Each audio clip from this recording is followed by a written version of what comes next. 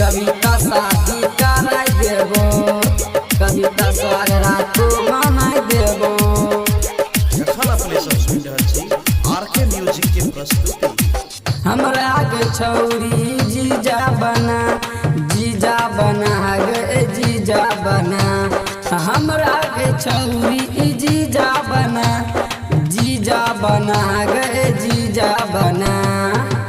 कविता शादी कराई देबो, कविता स्वागत मनाई देबो। हमरा के छौरी जीजा बना गे जीजा बना, हमरा के छौरी जीजा बना गे जीजा बना। हमरा के छौरी जीजा बना गे जीजा बना।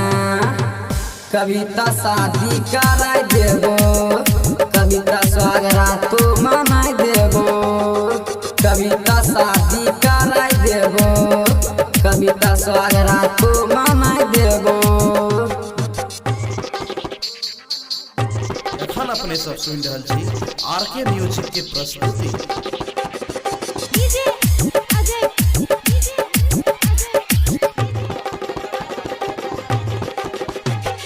हमरा सनक नहीं मिलतो गे जीजा, डिबिया बार के छौरी खोज रे, डिबिया बार के छौरी खोज रे।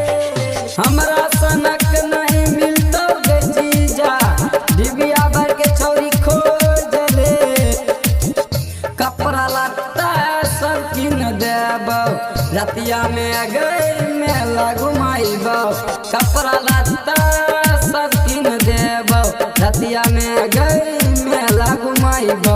आबे ना हमरो दिलवा जुड़ा गे दिलवा जुड़ा। कविता शादी कराई देबो, कविता स्वागत मनाई देबो। एखन अपने सब सुनि रहल छी आरके म्यूजिक के प्रस्तुति।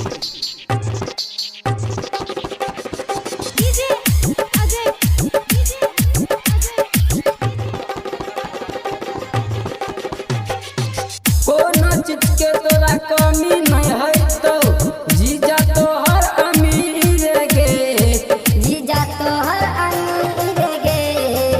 कोनो चीज के तोरा कमी नहीं है तो जीजा तोहर अमीर गे।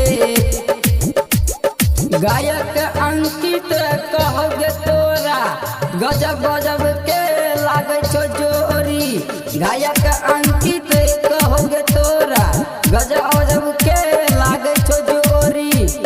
बाबा कुशेश्वर से दुआ माना गे दुआ मना, बाबा कुशेश्वर से दुआ माना गे दुआ मना।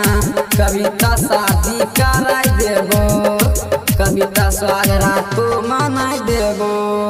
Presented by RK Music।